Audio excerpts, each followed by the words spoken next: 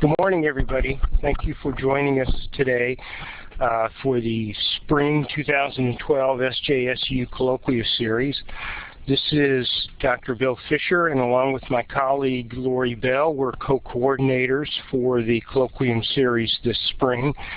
And again, we want to thank everybody for being here with us and introduce our speakers and get things underway. We're delighted today to have with us Molly Raphael, current president of the American Library Association. Molly has a distinguished career in public librarianship, beginning with working with youth within the District of Columbia area with the DC Public Library. She was with that particular library system for a number of years, eventually becoming director of the DC Public Library. In 2003, she left the District of Columbia to come to Multnomah County Library in Portland, Oregon, and served as the director there for a number of years before retiring a couple of years ago and then getting involved with ALA politics at its highest level. The Multnomah County Library is noted for its services to culturally diverse communities, so choosing this particular theme for her presidential year is really just a continuation of a number of issues that Molly has been involved with and interested in for a number of years. With Molly today is Miguel Figueroa, Director of the Office for Diversity at the American Library Association, and Miguel is also multitasking because he's also the acting director of the Office for Literacy and Outreach Services, also at ALA. Prior to coming to ALA, Miguel had a background both in medical librarianship with the Health Sciences Libraries at New York University, and he also spent some time in the publishing world working for Neil Schumann Publishers. So at this point, let me turn things over to Molly and Miguel. Thank you very much, Bill. It's delightful to be here and with all of you, and we hope this will be an interesting hour for all of us. Miguel and I are kind of split up our presentation, and I'm going to start off, but you will hear from him shortly. So the first slide, wait a minute. Excuse me, there we go.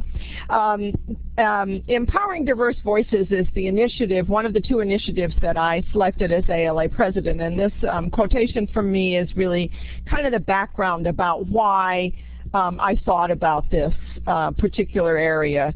And I'm going to talk a little bit more about that because I think it's really important to have an understanding of what ALA presidents what opportunities they have to move things forward and what considerations we might have in that process. So on the next slide, what we're really talking about is really sort of the considerations that I had as ALA president, and I think my predecessors and successors probably will go through a similar process.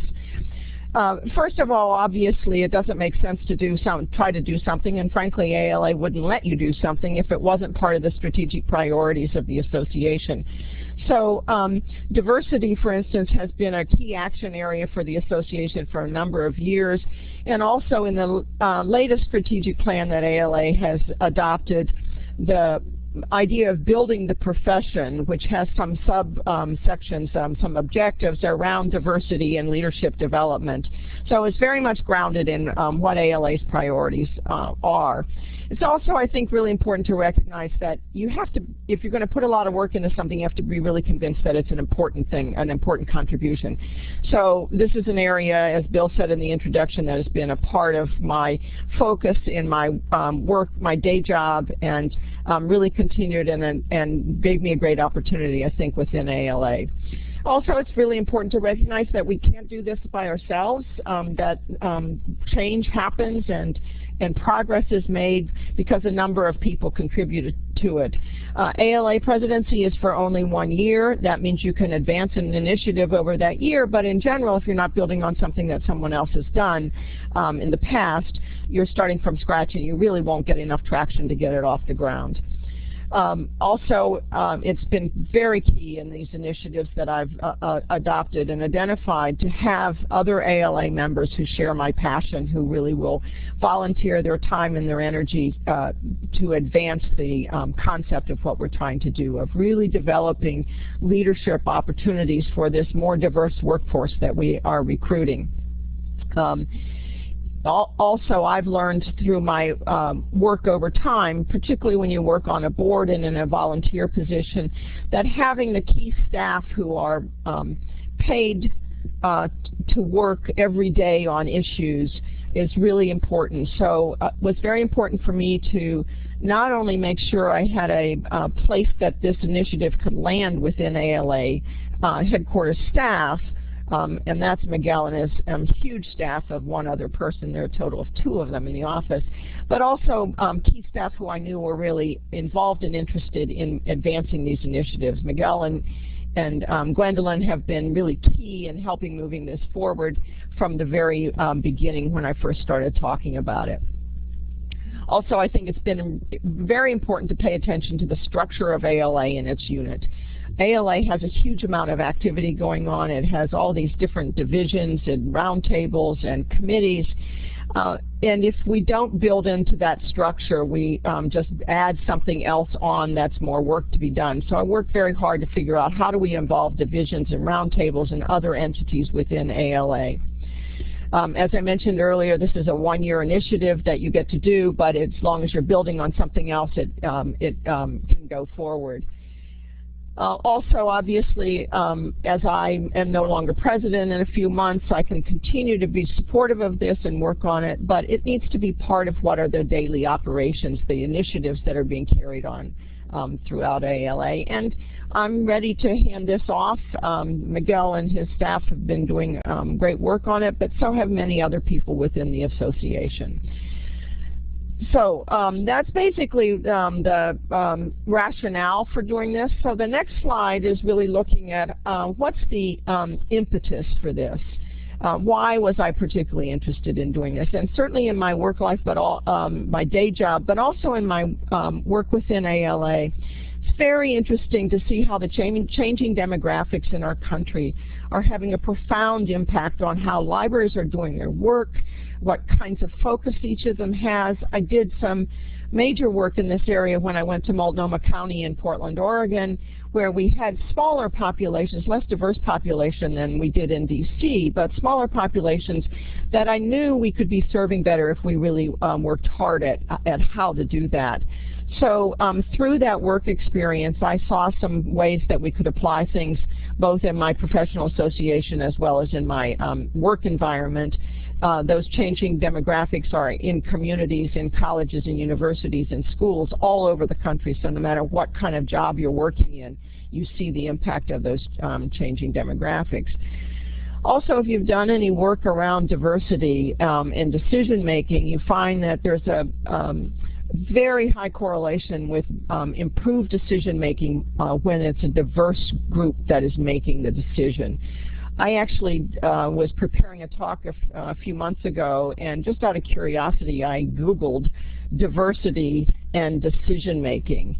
And I was just amazed at all the, I've got 3.5 million hits, needless to say, lots of those are pretty worthless or duplicates, but all the different areas that people have been studying the value of having diverse teams in making decisions. Places like juries, all kinds of things that are outside of the normal, what we think of as decision making within an organization. Also, I believe deeply in the value of inclusion, in trying to make sure that everyone has an opportunity to participate, to contribute, and to be valued for that input. So that's another area that was just an important part of what I wanted to try to do within the association. And finally, I just want to make note that the diversity, as I'm just had proposed that we do this within this initiative, goes beyond the racial and ethnic diversity that the Spectrum Scholarship Program is focused on, and also is intended to include GLBT, physical ability, age, all the different things that make people as diverse as they are. So we're trying to really look at how do we create opportunities for leadership development for this much more diverse workforce within the library profession, library and information profession than we've had before. So I think that about wraps it up for me, and I'll turn it over to you, Miguel. Thanks, Molly. So within the impetus and starting to think of things, we did want to talk a little bit about what has happened in the association. And so I've listed a couple of things on this slide, and I guess we want to talk about what's happened in the association for a couple of reasons. I think there's been very good progress on diversity issues within the association. We have a good history of starting to address diversity issues. I think the other thing that this kind of helped us to understand, looking at the history of the association, is to kind of look at, well, where can we grow from and who can we grow with? And a lot of the people that we've engaged in this project, I think, come out of these activities over the past several decades that have really changed the shape of the association. And some of the activities that we've come up with, I think, capitalize on some of these movements as well. So on this slide, we've just articulated some of the things that have happened.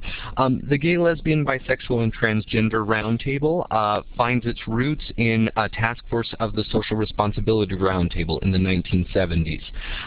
The association had a committee on the status of women in librarianship that is still very active and productive, and that goes back to its founding in 1976.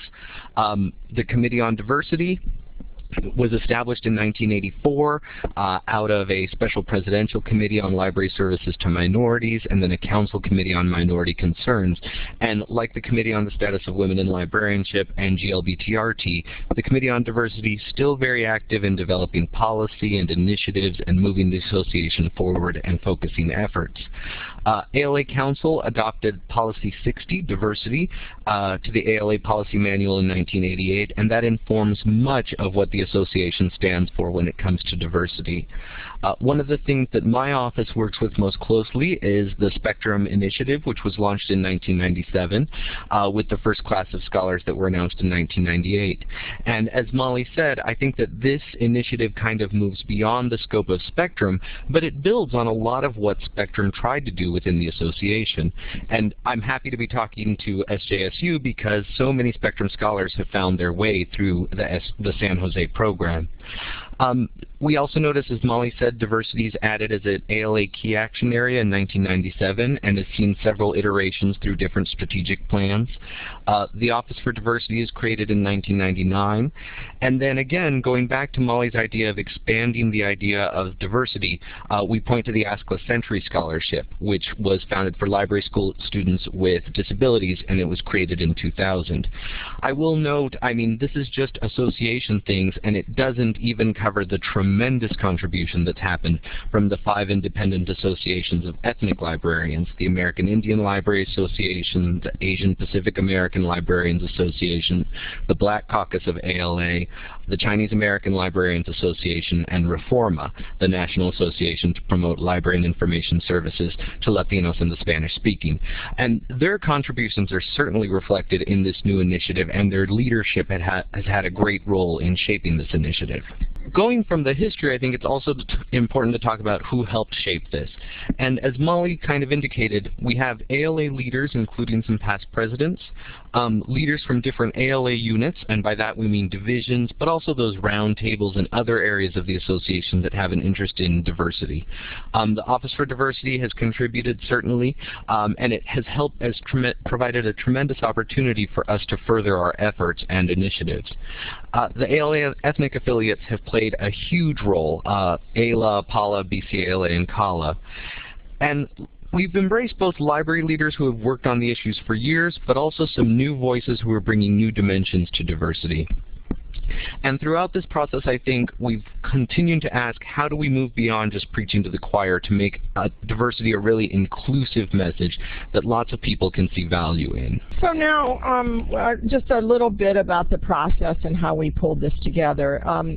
ALA presidents have actually 2 years to do this because they have the year as president-elect and then the year as president. So you do a lot of behind-the-scenes work in that president-elect year.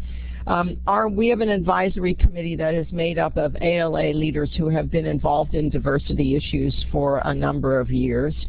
We also invited the presidents of the 11 ALA divisions, the presidents-elect who are part of my cohort, cohort of leadership in ALA. And we were, frankly, Miguel and I were hoping, well, let's hope we get like maybe one of the big type of library divisions, school librarians, public librarians, academic librarians, maybe one of those and a couple of other ones. And in fact, I think we got like 7 who responded immediately. So we have a number of presidents-elect who have been involved in this initiative, and what that means is that we have a great opportunity to kind of push things back out into the divisions as it's happening, rather than it's this sort of advisory committee working on the side. But we were also determined to make sure that this wasn't just the same old leaders pushing the initiative forward. So we worked very hard to incorporate some new voices, and I think this is one of the things that's interesting about being ALA president, is that you get to involve people who you don't know at all, but who come recommended to you as people who can contribute in a particular work area. So that's who's made up this advisory committee. We started our meetings back in 2010 when I first became president-elect. We really started with some sort of brainstorming. What kinds of things could we do within the association to create these opportunities for leadership development? We didn't have some set ideas. We wanted to hear from what people had to say. What kinds of things would be important? What kinds of programs could we set in place that might really make a difference?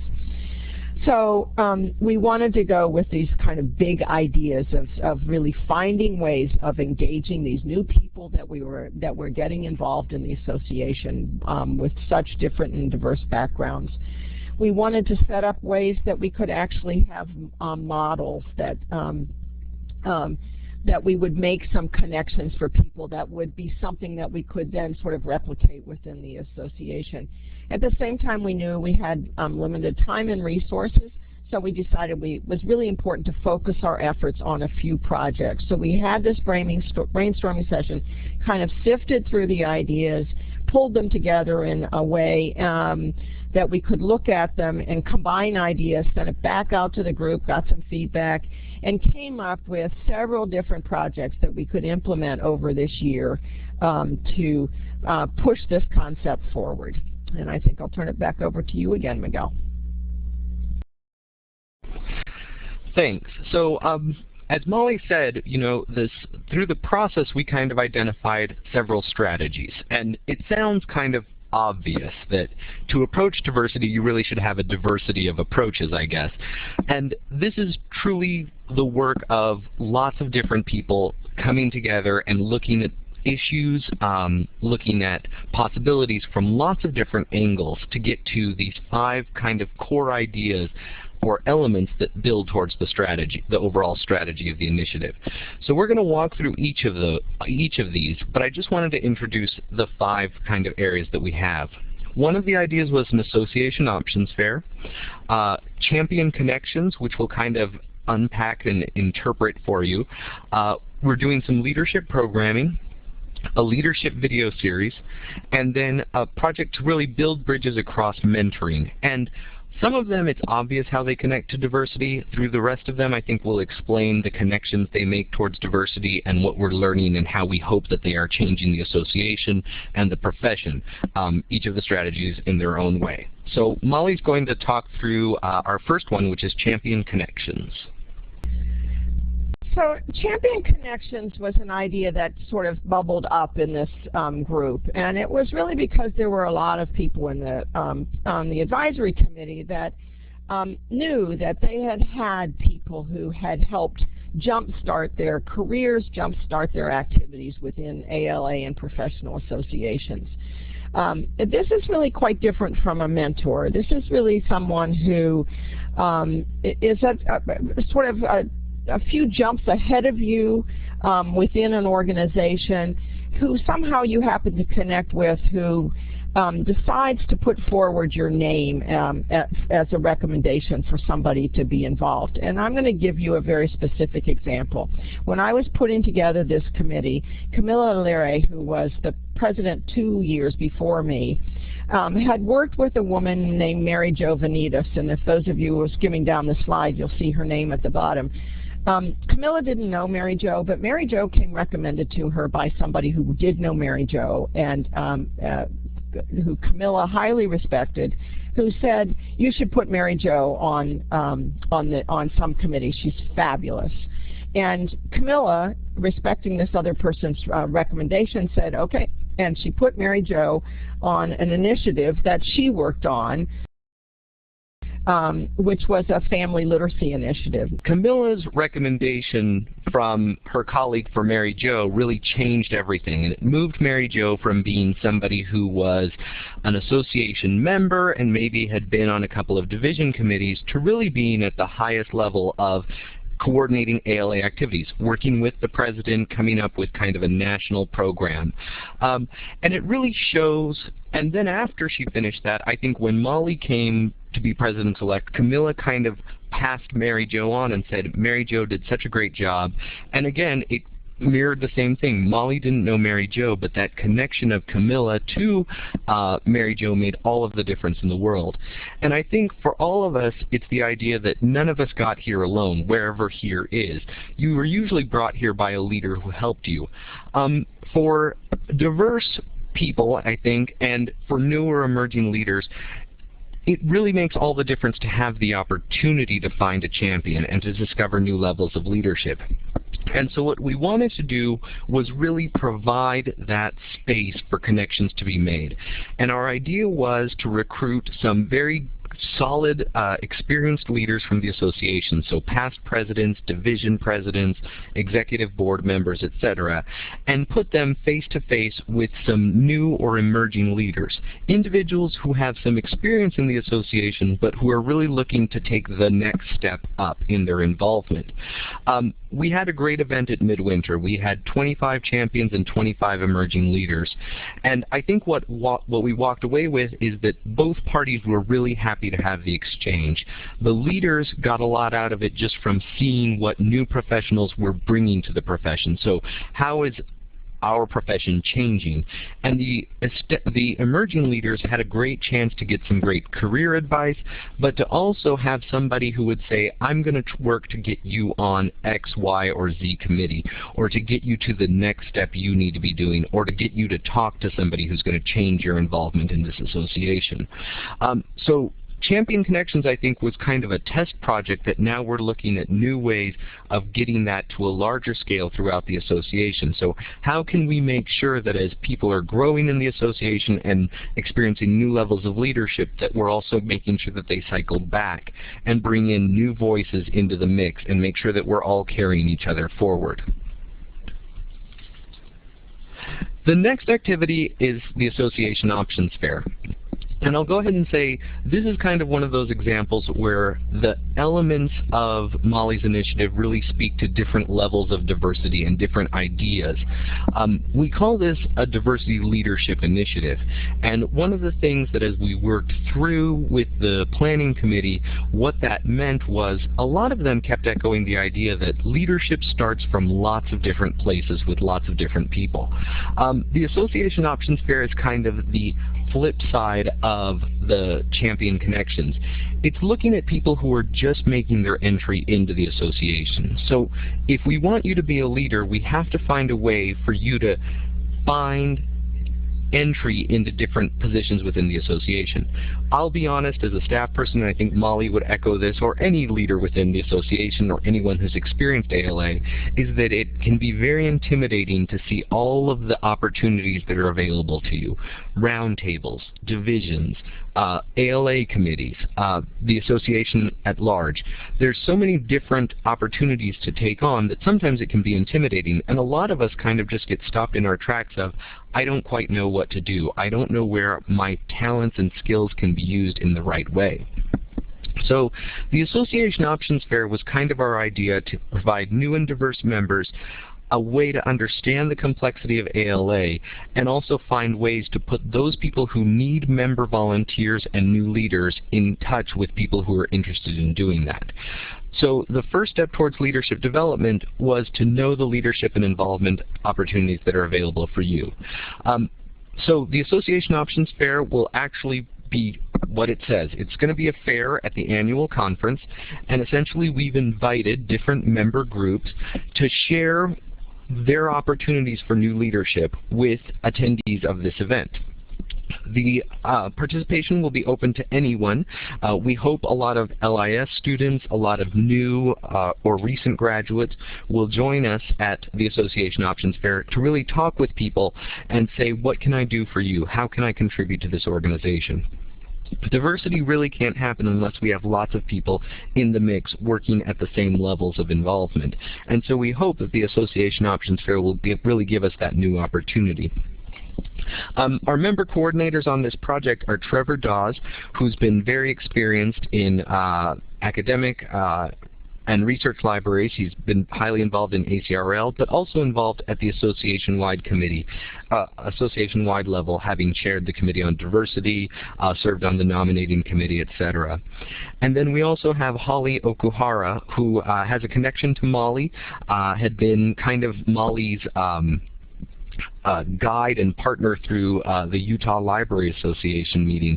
And I have to say that this is one of those partnerships where it really demonstrates exactly what we're trying to do. Trevor has a really unique perspective, having been highly involved and having done so many different things, and Holly brings to it a certain freshness and energy, and she hasn't been as involved throughout ALA, so she sees things through a different perspective and really has infused this project with a nice balance to Trevor's kind of hyper-involvement in the association.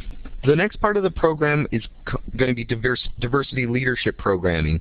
And I'll tell you, this is kind of at the heart of what we're trying to do in a lot of ways. Throughout our conversations with different leaders, the constant refrain was that we all lead in different ways, some with modesty, some for justice, some for personal fulfillment. Lots of different things spur leadership, and especially spur diverse people to assume new levels of leadership.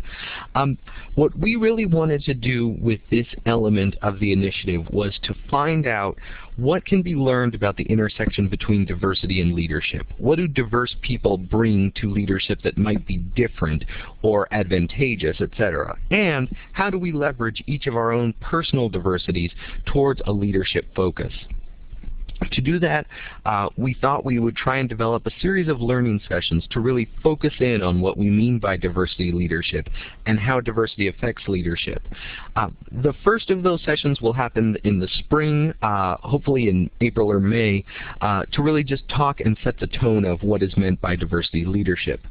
The second session, closer to June, is really going to assemble a panel of diverse professional leaders to talk about how diversity has changed the way that they approach their jobs as leaders in the profession, in their workplace, in the association.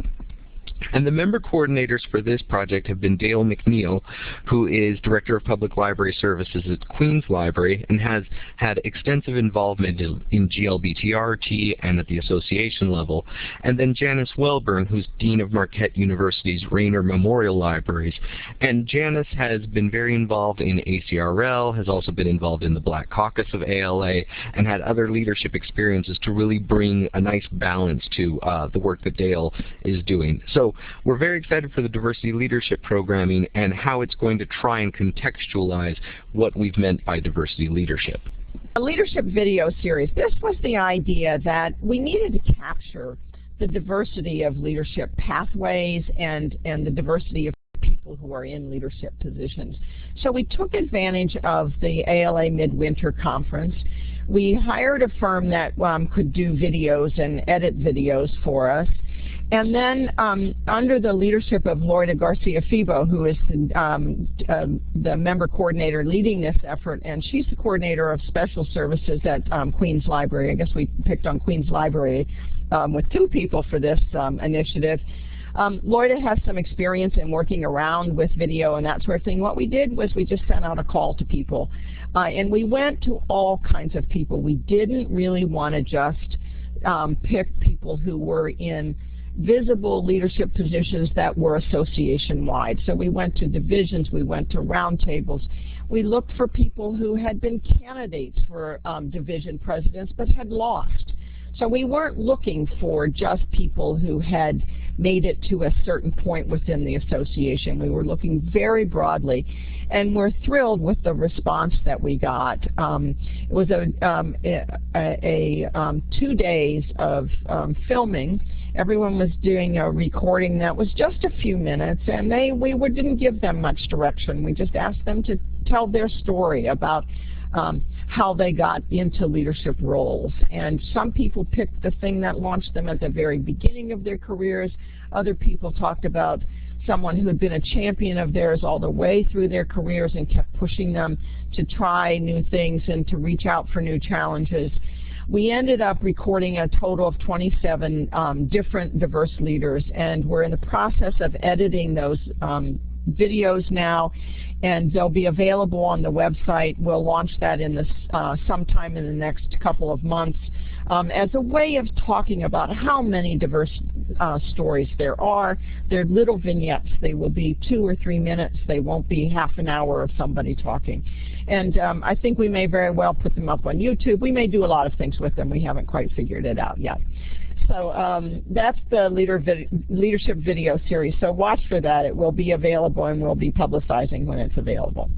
Okay, and finally, the last element we're going to talk about is building bridges across mentoring. You know, I think that this initiative is really iterative in a lot of ways. The leadership programming kind of introduces the concept that we have of diversity leadership.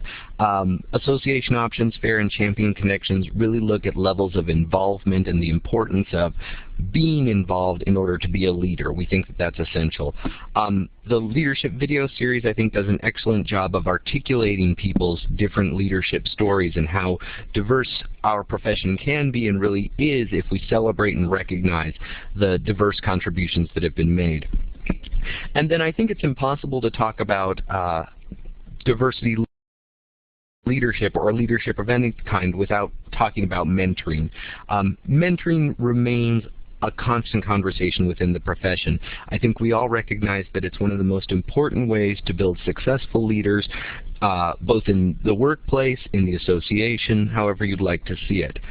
One of the things that a lot of our members in the formation talked about was that there was so much good work happening in mentoring, but it's often hard for the mentoring programs to recognize the different strengths that each mentoring program has and to learn and integrate those strengths. And then on the other side is that it's hard sometimes for members or those who are in need of mentorship to find the right mentoring opportunity for them. And again, we believe that promotion is one of the keys to embracing a larger and more diverse population of our association. So the Building Bridges Across Mentoring program really tried to look at ALA, its divisions and roundtables, and the affiliates, and look at the different opportunities for members to engage in mentoring and development programs. This group is really seeking to coordinate the mentorship programs to allow for increased learning and improved promotion to those who can benefit the most from these things.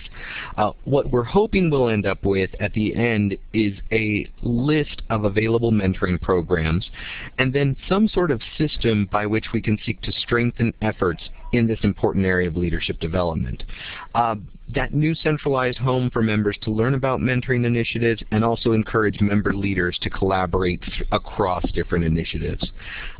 For this, our member coordinator was Dr. Janine Golden, who's at Texas Women's University and is also the current president of LAMA, the Library Leadership Administration and Management Association of ALA. And their work is progressing through different surveys of mentoring initiatives, and I think they're hoping to have everything turned in towards the end of June so that they can kind of start off the next round or the next year with a firm place for people to look for mentoring opportunities. So we've as we said, launched 2 of these. I will say I walked into the room where the Champion Connections was going on, and the energy in that room was pretty amazing. We had a hard time pulling people away from the people they were talking to. So it was very clear to us that people really did, who joined us in this program, really did want a way of connecting. And I have to say the champions that were there were also very engaged, and one of them came up to me afterwards and said, "This is the best program I've ever participated in ALA," someone who had been in lots and lots of programs. So I think what we felt was that clearly we could match people, and that these leaders had a way of sharing something and learning something from the aspiring leaders who were coming in, and that simply providing that opportunity and structure to do this was very successful. So now we're continuing to follow through with that and sort of seeing where that leads and seeing if we maybe should try to repeat this, maybe not every year, every other year, just a variety of kind of evaluation of how to carry this initiative forward. The leadership video series, we have yet to see those all put together, but I can tell you from looking at the number of people and the names of people who participated, I think there are going to be lots of wonderful stories there.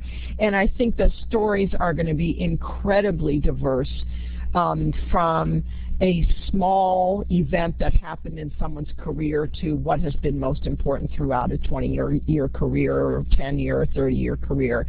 The important thing is really how do we highlight this diversity within our profession, and how do we highlight that in a way that shows that leaders are come from these very diverse backgrounds. So these two are ones that we moved along in enough that I think we're learning some things that we can continue to apply as we go forward, but I expect this learning will continue on for quite some time.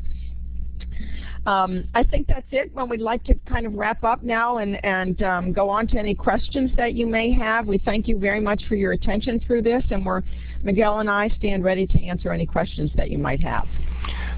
Thank you, both Molly and Miguel, for the presentation. If anybody does have a question, you can use the hand raise option, and we will recognize you and give you the microphone. While you're thinking of potential questions, let me go ahead and ask Molly. At this point, you've got about 3 more months as president of ALA. How do you feel about the initiative thus far, and what do you see happening with this as you transition into past president of ALA? Well, I will say I'm very pleased with the way things have moved along, and I attribute a lot of that to the terrific work that Miguel and his folks have done, that he's done in kind of keeping this on track as we go forward. I have 3 more months, but I do know that past presidents continue to work quietly on their initiatives. So I don't think this is going away. It's just not going to show up as a presidential initiative. I expect to continue to work on it, not just in my past president year, but beyond that. But what the value of having a lot of participants in this is there are a lot of people who have put time and energy and bought into this idea, and so I think it will carry forward. And ultimately, I think it's people like Miguel that will see that these things continue to go forward, because that's what his office is responsible for.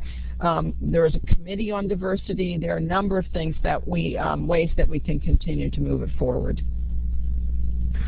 And if I can just chime in as well, you know, I think one of the interesting things about these is that there was clear interest in them from different parts of the association. The Association Options Fair, for instance, was something that had kind of grown out of an event we had done at the Spectrum Leadership Institute. And Molly integrated this into her initiative, and we're right now really hopeful because the new members roundtable of ALA has expressed interest in continuing that beyond this presidential year for Molly. So I think it speaks to the fact that a lot of people want these events. Sometimes it's just hard to get them off the ground, but that's really what a presidential initiative can sometimes do, is just say, I'm going to focus effort on this, and then members are going to take on this project and kind of see it forward. I think the same thing is going to happen with Champion Connections, is that it was very popular with those 25 people who got to attend. Now the goal is, how do we get the next 50 and 100 and 200 people to attend so that they can also reap the benefits of this? And we're trying to look at how we can do that at an annual conference or some other place where we have lots more people to participate. There's actually a question in the text, in the chat box regarding the Champion Connections. I don't know if either of you have seen that yet or want to address that particular question. Sure, I can speak briefly to this. With Champion Connections, what we did is we had the 25 leaders and then 25 new and emerging leaders is how we dubbed them. 25 champions, 25 new and emerging leaders. So we hosted the event at the end of January, and we wanted to give a little bit of incubation time, I guess, so a month or two for people to follow up. We provided everyone's email address. We told them, you know, talk for 10 minutes, see if a spark catches. It was a speed dating format in a lot of ways. We said, see if there's a spark, see if there's a connection, and then go through the process of emailing that person or do some follow-up and see how you can help or be helped, etc. And what we did earlier this month, at the beginning of March, was to field a survey out to the 25 champions and then the 25 new and emerging leaders. And we wanted to ask them, did you find a connection? If so, who was it? Has that person helped you? And if they have helped you, how have they helped you? Was it just through career advice? Did they recommend you to a certain position or committee? Did they put you in contact with somebody else who could help you? Because that's another great way that champions participate. And so we're starting to see the responses from the champions and from the emerging leaders to show that, yes, a lot of people walked out of there with a very clear idea and said, I'm helping that person. That's exactly within the sphere of influence that I have, and I can really make a difference there. Honestly, I think it was apparent as we were walking out of Champion Connections that the event had worked, but I think that the evaluations demonstrate even more clearly that on both sides of it, it was working, and that it has hopefully made a difference to the new and emerging leaders. Hi, Molly. Hi, Miguel. Thank you so much for joining us today. My name is Kristen Redmond, and I'm a faculty member at SLIS, and I'm actually chair of our diversity committee. And so I'm very interested in all the initiatives that you described today, and I really appreciate you sharing them with us. So your initiatives importantly address potential pathways to leadership for new librarians. And so I was wondering if you could speak a little bit about the role you see LIS education playing in helping new professionals make the transition to becoming leaders. You know, how best, what can we do to prepare them? And so I'm just hoping you can just speak a little bit toward that question. Thanks. Well, I think one of the things that LIS education educators can do is to really talk up the idea about how you can lead from anywhere. I think about opportunities I had very early in my career. I mean, my leadership story is a story of I was almost too naive to know that I couldn't do something, so I did it anyway. I think to encourage that, to kind of say that if you're getting a library degree now and then you're going into a workplace, you're bringing something into that workplace that wasn't there before. And assuming you get into a good work environment, and there are many, many of them all over the country in all different types of libraries, where people will allow you to be creative and excel in your position, even if it's the very entry-level position within that organization. So if there's an encouragement by educators that leadership doesn't mean just being with a title that says you're the director of this or director of that, that can be very important.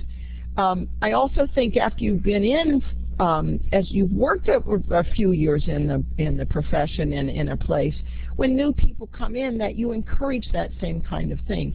It's very easy to become a mentor very early in your career, because as soon as somebody comes in who has no experience working in this environment, you suddenly have an opportunity, even if you're not a supervisor or that you don't work directly with them, that there are real opportunities to engage in that. There's so much work now that gets done independently. It's not in a hierarchical structure in the way it used to be.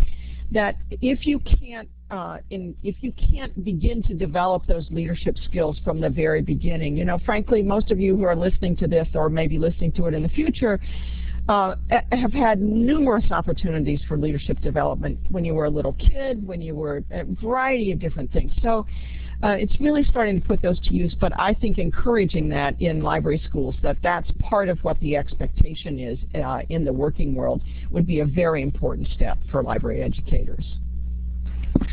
The other thing that I think of for LIS education is kind of exactly what this colloquia series is doing, is that I think LIS, it has an obligation in the classroom. LIS education has an obligation in the classroom, but I think it also has an obligation outside of the classroom to really start exposing students to different people outside of the classroom that can help advance their leadership careers. Educators do a great job of preparing people for the work in libraries, and then I think that they have the venue and the audience to really share with them other people. So I look through the list of colloquia speakers and I'm like, ooh, if I were an SJSU student, I'd be contacting that person and following up on their session and saying, you know, I really like what you spoke with me about, or what you spoke about. Can I talk and further that, etc. Because I think if you provide the opportunity to meet and interact, I think leadership can happen. I think those mentoring relationships, those champion opportunities, etc., will present themselves. So I think for LIS education to really focus on both preparation for the work, but also exposure to leaders and leadership opportunities is really crucially important. Let me first and foremost thank Molly and Miguel for being with us today and for their comments and giving us an idea of this wonderful program that Molly and everybody at ALA is working on. I want to thank both of you very much. And again, on behalf of my co-coordinator, Lori Bell, I want to thank everybody for being here today, and special thanks to our absolutely phenomenal technical assistance by Randy Chang, who helped get us going to begin with. Thank you all, and certainly for all of you that are SJSU students, thank you for your participation, and have a great rest of the day. Thanks. Thank you, and thanks especially to Randy as well. Thank you all. This was great.